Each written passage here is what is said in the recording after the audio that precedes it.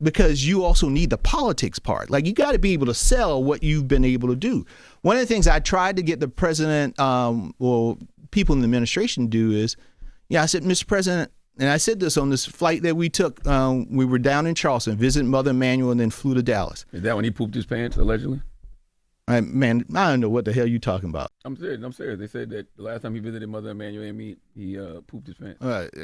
Charlamagne, you saying something that literally. I'm not even joking. Man, that's some crazy. No? That's some crazy talk. That's some crazy talk, because I was, again, with the president all day. We even went to, what's the soul food restaurant that we went to? Hannibal's. Yeah.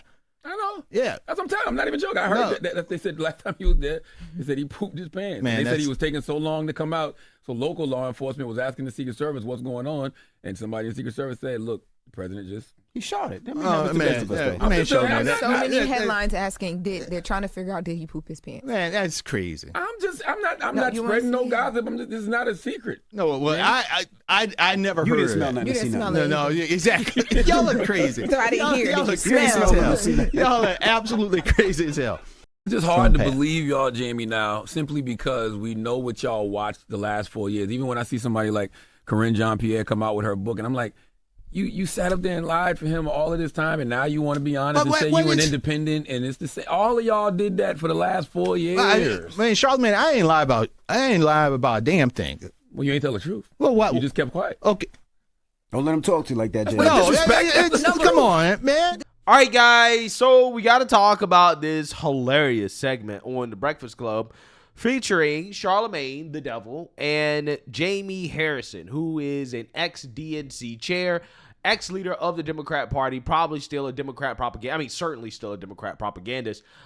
He's on The Breakfast Club, and Charlamagne is going to grill this guy on covering up Joe Biden's cognitive decline, right, and the problem with the Democrats, okay? And I found this segment to be very insightful, because I think that it is a great representation of the current rift in the Democrat Party between the progressive base and the establishment. So without further ado, let's go ahead and get into this. Somebody did listen to him. He did listen to somebody finally. No, I think so. Everybody should have told him earlier. I think ultimately what the president saw was that this fight is actually tearing the party apart, and I don't want that to be on me. Stop it, Jamie. No, I'm not. I'm telling you the truth. You're not beholden to them no more. No, it's not about being beholden to them. I'm telling you the truth. That man was too old. Everybody knew he was too old. But Charlamagne, he should have been a transitional president from the beginning. Charlamagne, I get all of that. But you know what? Somebody should have stepped up. If people thought that Joe Biden was too old, then some real people should have stepped up and said, you know what, I'm going to run. But then they get their ass handed to him.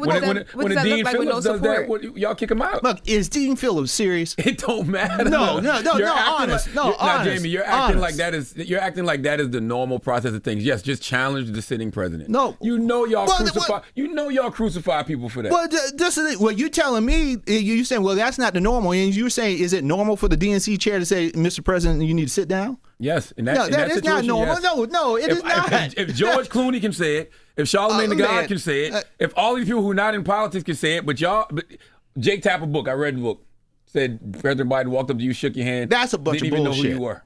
That's a bunch of bullshit. I don't believe you. Wow. So listen to this ex-DNC chair. Listen to his potty mouth, right? Listen to the way he talks, okay? I want you guys to pick up on the elitism, the zestiness, right? The zesty elitism, okay, which seems to be very commonplace within the Democrat Party. But also, this guy is pretending as if the DNC did not rig things in favor of Joe Biden, right? You guys remember anybody that tried to challenge Joe Biden, the DNC would file lawsuits in order to try to keep them off the ballots, right? This is what the DNC was actively doing in order to shield Joe Biden. So this guy comes on the Breakfast Club in response to Charlamagne saying, hey, listen, you guys should have allowed democracy, right, within your own party and allowed somebody to actually challenge Joe Biden. This guy pretends as if they had nothing to do with kneecapping anybody that even thought about challenging Joe Biden, right? And again, that's the game that these people play. They want to pretend as if the game isn't rigged when the game is 100% rigged, especially on the Democrat side of the aisle, okay? But why don't you believe me? because Well, then I tell believe me. that So what actually happened? happened. For people that don't know what happened. He said that Jake Tapper and Alex Thompson wrote in their book Original Sin that Biden shook DNC chair at the time, Jamie Harrison's hand, and didn't recognize who he was. Probably didn't And remember. Jamie said he was probably lying. didn't No, remember. I said that was bullshit because it was bullshit. Every time that Joe Biden always related me to Jim Clyburn, right? So every time He thought you was Jim Clyburn. no, Shut up, man. come on. I shut knew up. that was Like, going yeah, you Listen, gotta you do it. podcasting I now, walked you walking into right things. into that. I walked right That into is a that clip. shit. You're going to be clipped I up. walked right into All that right. shit. Oh, man. No, but every time because Joe and Jim have really close relationship. Now they trust each other and all, and so every time he's gonna be like, "How's Jim doing?" And every single time that's his lead off question. How's Jim doing? And you tell Jim he needs to give me a call every single time. And so was President Biden old? Yes. I mean, he was damn old. But when you take a look at it, Charlamagne, when you look at what this man was trying to do, I'd rather take an old Joe Biden on a respirator right now than a goddamn Donald Trump right now who's destroying this country. That type of rhetoric is exactly why y'all lost. No, And what I mean by that is America shouldn't have to choose between a Donald Trump Well, and then a- people and- need and- to and step an old up, man on a respirator. Charlamagne. I shouldn't have to choose between authoritarian strategy and an old man on a respirator. Charlamagne, you can't win something if you don't have somebody to get in the contest to run against. And if Joe Biden would have said, "Hey, I'm gonna be a transitional president. I'm only gonna be here for 4 years," that would have gave you as DNC chair But- and the party a whole lot of time to get a good candidate. but he didn't, right? That's right. We could have, if I was 6'5" or 6'10", I'd be playing basketball right now, and $1 million house, but I don't, right? Mm-hmm. So that did not happen. So when that did not happen, then what you got to do is play with the cards. It's like you playing spades, right? Mm-hmm. Man, if that would have gotten a deuce here and this and that, then I could have won that hand. Mm-hmm. You play with the hand that you dealt with, right? And so in the end of the day, Joe Biden decided to run. Nobody decided of significance decided to challenge him. Wow. Nobody of significance decided to challenge him. Again, the elitism is just in your face, right? No wonder the Democrats are out of touch, right? When you got people like this leading your party who clearly are smug elitist, right, that are living in a bubble, it's going to be hard for you to win over everyday, normal, regular people, okay? Because, again, you might not like Dean Phillip, okay? But the dude was a sitting representative, and he did challenge Joe Biden. To say that he was not of significance, to me, again, it just reeks of elitism, right? You're dismissing it. Again, the funny part about all this, the effed up part about it, is that when you know that Democrats went out of their way, like, for example, in Florida, the Florida Democrats went out of their way to keep Dean Phillip off the ballot, right? Again, it just makes what this dude's saying just seem so deceitful, right? He's so deceitful. Like, this is just like snake-like stuff right here. He's just lying to your face, okay? He's pretending as if there was actually a real primary when there was not a real primary. Again, Democrats sued in Florida to keep everybody off the ballot except Joe Biden. With President Biden struggling badly in recent polls, particularly in critical battleground states, you would think Democrats would be open to the possibility of another option for president, even a backup, right? Think about it. The recent polls suggest if the election were held today, it might not even be close, with Trump potentially winning in a landslide. But despite that, the state Democratic machines are trying to close off any other options for voters and are clearly protecting the Biden-Harris ticket. In Florida, they've already decided Joe Biden will be the nominee in 2024. No primary. Florida Democratic Party is actually refusing to hold a presidential primary. The move leaves any Democratic challengers, including Minnesota Congressman Dean Phillips, off the ballot. And as you can imagine, Phillips is furious. Just a handful of people decided to disenfranchise millions of Democratic voters in Florida by saying we're not going to have a presidential primary. And this is the kind of stuff that happens in Tehran, not in Tallahassee. I've never seen something so absurd, so disenfranchising, and so suppressive of Democratic voters. Yeah, but according to this guy, look, nobody of significance challenged Joe Biden. That's why he won, right? That's why he won. Nobody wanted to challenge him. So, hey, what can I say, right? It's not our fault that Joe Biden was the nominee, right? It's not like we were rigging the primary elections against anybody that challenged Joe Biden behind the scenes, right? Like, yeah, I'm telling you, these people are snakes. They will lie to your face with a straight face. They will gaslight the hell out of you. What this dude is doing right now is gaslighting. That's what he's doing.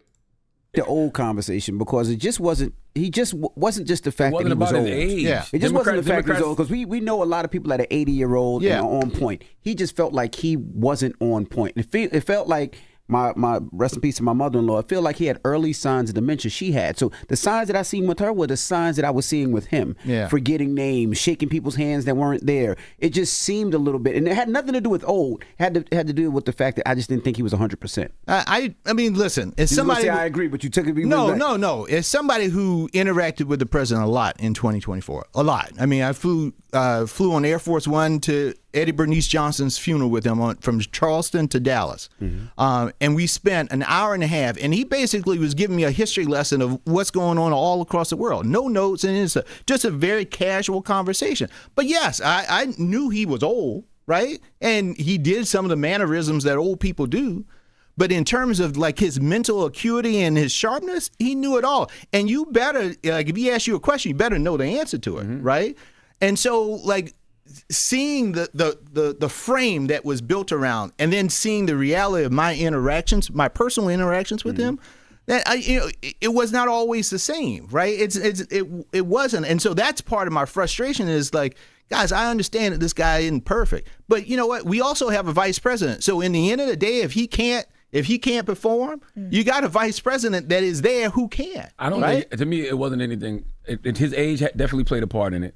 But it's the fact that Democrats suck at messaging. And all the good things that somebody like the Biden administration did, y'all didn't know how to message, and y'all just suck at campaigning. And I think y'all about to make the same mistake because you're still on some we good, they bad stuff. Clearly, America don't care about that. Well, listen, what I think we have to do on the messaging side, one of the things, the problem that Democrats have, and I say this as a party, and I said this as a party chair, is that we send people to Washington, D.C. who want to get stuff done, who are policy wonks. Many of them are really policy nerds, right? All they want to do is they want to go to D.C., they want to write their bills, they want to get something passed and solve an issue that the people in their communities are dealing with.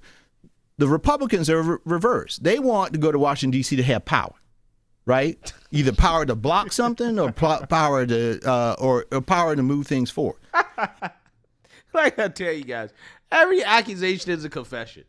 Democrats want to go to Congress and they want to get stuff done, right? Republicans go to Congress because they want power. It is like, bro, I don't know what to tell you, brother, but the ability to write legislation, right, that benefits your community is a form of power, right? That's a form of power. And so Democrats want power, but he's trying to pretend that Democrat power is beneficial, right? Is benevolent, okay? And Republican power is evil, right? Is wrong, okay? It's a bad thing. Again, that's how these people play the game. Again, like I said, Democrat Party full of snakes. And they know that, they don't need to be versed in all of these policies and all that. And so they just focus on the politics of it. Whereas Democrats don't like to focus on the politics. They just like to focus on the policy. But that's not always good because you also need the politics part. Like, you got to be able to sell what you've been able to do. One of the things I tried to get the president, people in the administration to do is, I said, Mr. President, and I said this on this flight that we took. We were down in Charleston, visiting Mother Emanuel, and then flew to Dallas. Is that when he pooped his pants, allegedly? Man, I don't know what the hell you're talking about. I'm serious. They said that the last time he visited Mother Emanuel and me, he pooped his pants. Charlamagne, you saying something that literally. I'm not even joking. Man, that's some crazy. That's some crazy talk. Serious. Oh, well. That's some crazy talk because I was, again, with the president all day. We even went to, what's the soul food restaurant that we went to? Hannibal's. Yeah. I know. Yeah. That's what I'm telling you. I'm not even joking. I heard that they said the last time he was there, they said he pooped his pants. Man, they said he was taking so long to come out. So local law enforcement was asking the Secret Service what's going on. And somebody in the Secret Service said, look, the president just... He shot it. Man, many headlines asking, they're trying to figure out, did he... Yeah, so, I mean, look, here's the thing, right? This guy is obviously super sleazy, super slimy. Gaslighting, more gaslighting from Democrats. Again, this guy hung around Joe Biden a lot, right, as Joe Biden was declining, and he's claiming that Joe Biden was amazing, right? Which, again, tells you that, again, he's either a very sleazy, slimy, lying individual, right, or his judgment's bad. Both equally bad, in my opinion, right? Both equally bad. So the truth of the matter is that I believe Democrats decided to keep Joe Biden as their guy because, one, he was a puppet. Two, they thought that Trump was going to jail, right? They thought that Fani Willis would work out. They thought that Alvin Bragg would work out. They thought that Jack Smith would work out. They thought that President Trump getting convicted, being thrown in jail would be enough, right? They didn't imagine a scenario in which none of these things would actually work, right? And the conviction that they did get, nobody cared about, right? Nobody cared about the hush money conviction because everybody knows that was BS, right? Clearly politically motivated. And also on top of that, you had Joe Biden fall apart on the world stage at the CNN debate, and President Trump was almost assassinated. I think those two events were probably the most important events that determined the outcome of the election, to be honest with you. But more so than anything, Democrats did a bad job of governing for the last 4 years. And Democrats refused to acknowledge that their policies were bad, right? And as long as they refuse to acknowledge that there were policy issues, okay, it's not just about the messaging. They keep going, oh, they got a messaging problem. It's like, no. Democrats have a policy problem, right? They have a policy and a messaging problem, but they have a messaging problem because their policies are bad, right? It's hard to message bad policy, right? When you have bad policy, then of course your messaging is going to be bad. But they think that, oh, well, we just need to fix our messaging. No. Policy is the issue, and they refuse to acknowledge it. On the flip side, they are not talking about, well, we got this wrong the last time, and we get this wrong. Man, they get shit wrong all the time. But they don't talk about it. Part of the reason why they win is because they're not talking about it. It's like you got a brand new car, and every day you throw mud on it. And then after 3 months, you be like, well, why is my car not shining anymore? Mm-hmm. It's because you throw mud on it every month. Like, Republicans don't throw mud on their car. But Democrats, man, we will hand wring and be like, oh, I wish we would have done this, and I wish we'd done that. Y'all fault. Lean into what you do and that you are doing well, and have that be your lead but foot that's y'all instead fault of for being the party of purity. Well, I don't know about when you walk around and act like you the party of purity, and y'all don't get anything wrong, and you don't lie about nothing, then people are going to hold you to a different standard. We can't be the party of purity on one side, and then whine and complain about all the stuff that we get wrong the next time. That's those two things can't coexist in the same space. So it doesn't matter how much Democrats try to do self-reflection, they never acknowledge any of the real issues with the party, which is fundamentally what the party stands for, which at this point is nothing, right? Not a damn thing except being against Trump. So, hey, let me know what you guys think. Make sure you like, comment, and subscribe. Most importantly, share a Black conservative perspective. Peace.